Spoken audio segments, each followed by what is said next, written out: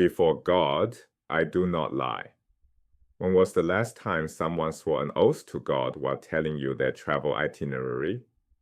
Paul does exactly this in his letter to the Galatians. He swears before God that he only spent 15 days in Jerusalem. Why would anyone need divine testimony for such a mundane detail, unless someone was accusing him of something very different?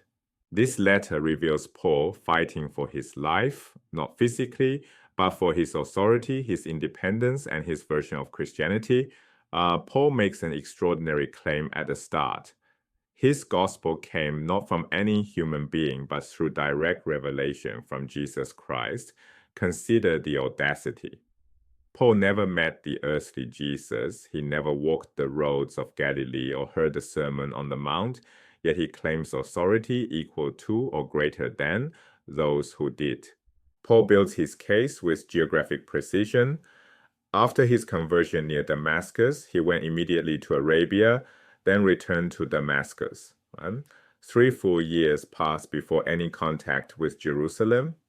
When he finally visits, he stays only 15 days and sees only 2 people, Peter, whom Paul calls Cephas, using the Aramaic form of his name, and James, the brother of Jesus. That's it. No extended training, no apostolic boot camp, no learning at the feet of the 12. Paul then disappears to Syria and Cilicia for 14 more years before returning to Jerusalem. Visualize this timeline. 3 years plus 14 years equals 17 years between Paul's conversion and his second Jerusalem meeting. In nearly 2 decades as a Christ follower, Paul claims only 2 visits to the mother church, totaling perhaps 3 weeks combined. The vast majority of his ministry happened far from Jerusalem, in regions where the original apostles had no presence. Paul isn't being vague here. He is building a legal case piece by piece to prove his independence from Jerusalem's authority. Now return to that oath. Paul swears before God specifically about his first Jerusalem visit. Before God, I do not lie. And this isn't casual piety. This is legal language, the ancient equivalent of testimony under penalty of perjury. Someone was clearly claiming Paul spent much more time in Jerusalem. Someone was saying he learned from the apostles, derived his authority from them, and operated as their subordinate. Paul refutes this under oath. The very need for such emphatic denial tells us the accusation was serious and widespread. Paul adds another striking detail. Christians in Judea had never seen his face. They knew him only by reputation. The one who formerly persecuted us is now proclaiming the faith. This directly contradicts any narrative where Paul was a regular presence in Jerusalem or worked closely with the mother church. To the Judean believers, Paul was a stranger, a name, a story, not a colleague.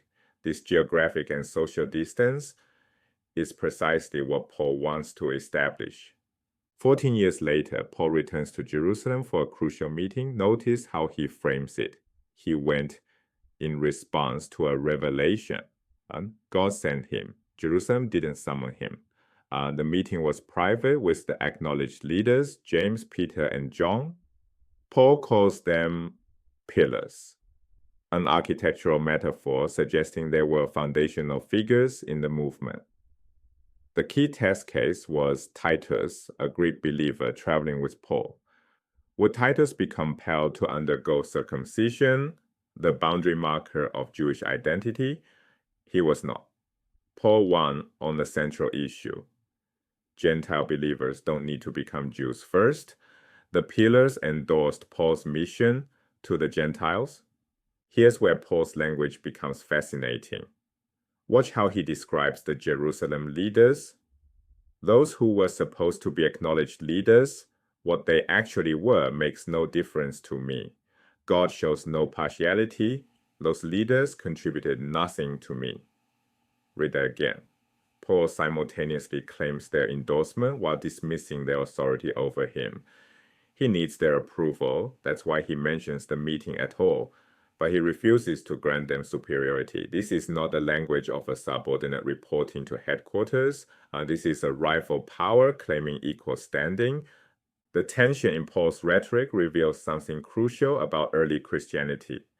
This was not a unified movement with clear hierarchy flowing from Jerusalem. There were competing centers of authority, different versions of the gospel, real disagreement about who had the right to speak for Jesus, Paul's defensive posture, the oaths, the precise timelines, the dismissive language, shows he was fighting accusations that he was a secondary figure, that he learned from Jerusalem, that his authority was derivative, not original. What can we learn from reading Paul this carefully? Ancient authors who protest too much often reveal the opposite of what they claim. Oaths signal controversy, not settled facts. Emphatic denials indicate live accusations, not resolved disputes. When Paul swears he only spent 15 days in Jerusalem, we learn that someone was saying otherwise. When he dismisses the pillar's authority, we learn that someone was elevating it above his. The very intensity of Paul's argument maps the contours of the conflict he was fighting. Paul's account in Galatians gives us one version of early Christian history, told by a participant with strong motivations to present himself as independent and divinely authorized. He's not lying, but he's not writing neutral biography either. He's making an argument, defending his authority, countering his critics. Understanding this transforms how we read his letters. Every emphatic claim, every oath, every dismissive remark about Jerusalem becomes evidence of the battles being fought over who owned the legacy of Jesus. The book of Acts tells these same events very differently. Luke presents a harmonious early church with Paul cooperating smoothly with Jerusalem. Comparing these accounts, Paul's defensive autobiography against Luke's ironic narrative reveals even more about how early Christians remembered and reshaped their own history.